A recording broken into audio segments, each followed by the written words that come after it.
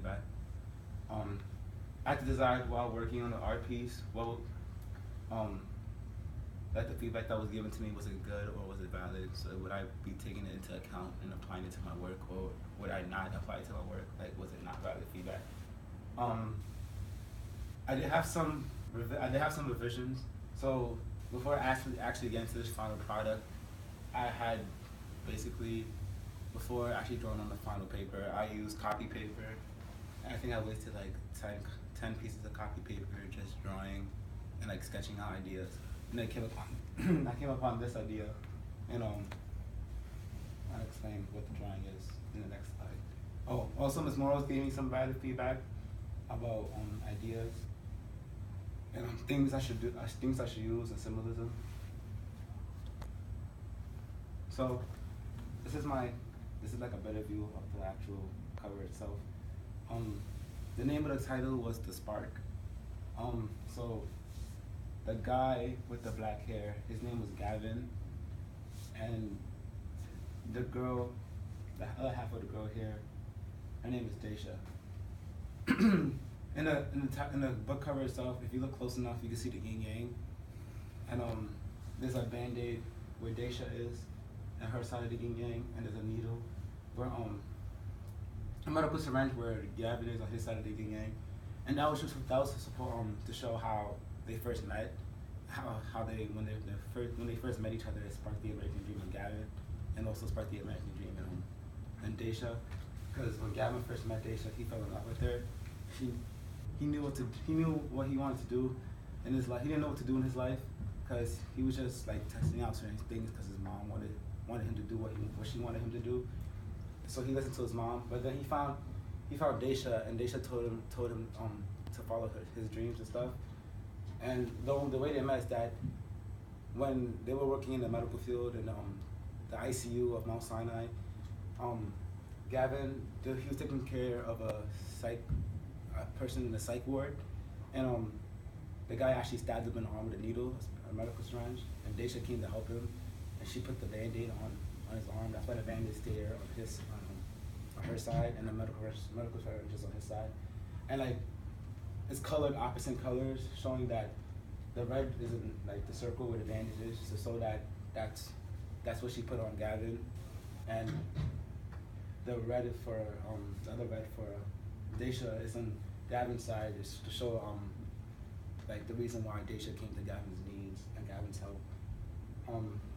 Then, if you progress in the story, Daisha actually found later on that she actually liked Gavin, and like the guy she was married to wasn't the right guy that she wasn't supposed to be with, and that like the right person that she was looking for along, like her dream guy, like her American dream guy, was Gavin.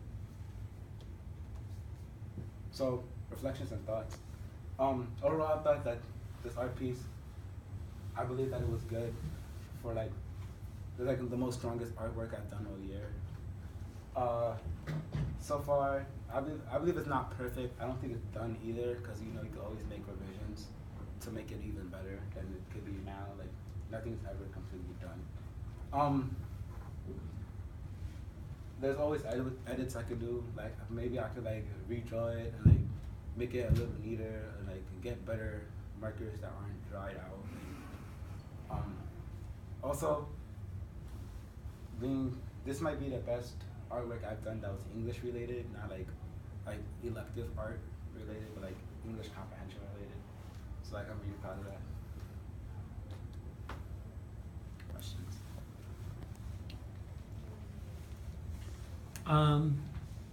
So one of the points of this project was to kind of create this cover in response to The Great Gatsby, right? And through the creation of your cover, you are also kind of critiquing F. Scott Fitzgerald's views on the American dream. How do you see, or what differences do you think there are in your perspective on the American dream and the perspective that F. Scott Fitzgerald communicated? F. Scott Fitzgerald's perspective of the American dream was that people always materialize stuff. Like, they always like thought that material, like the things in the materialistic life will get you somewhere and it can impress other people. But like my perspective of the American dream is that like it doesn't always have to do with money and getting a house. It could just be meeting the right person or meeting people that will inspire you to do what you like, to succeed and go on in your life.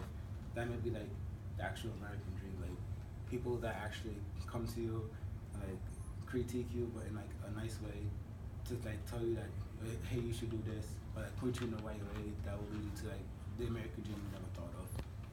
So yeah, I didn't completely agree with what F. Scott Fitzgerald was saying in his book about the American dream, but I did understand where he was coming from at the time, because it was in like the 1920s, and like a lot of the book was taking place in the 1920s during like the Depression and stuff, and like I did understand where he's coming from about how people would like materialize stuff in that era, because it was like people were very poor at the time, so like I see where he was coming from.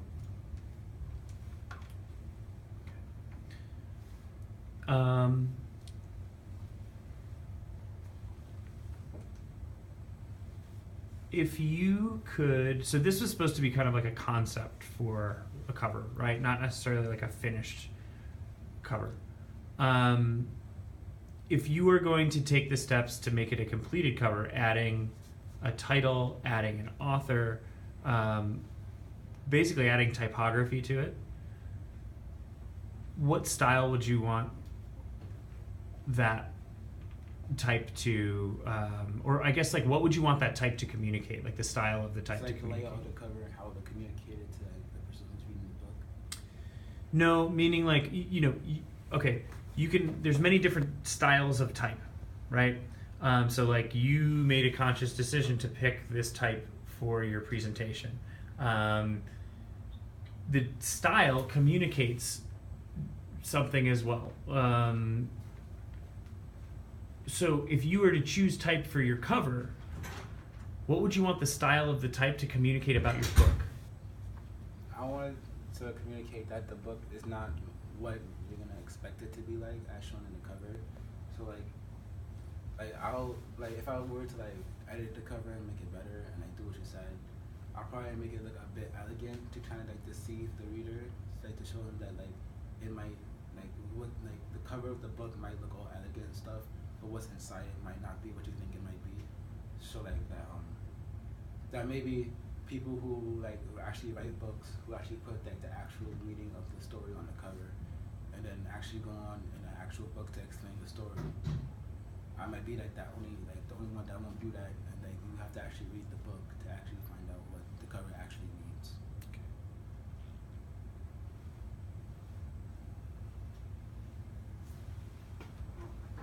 All right. Thank you, Brian.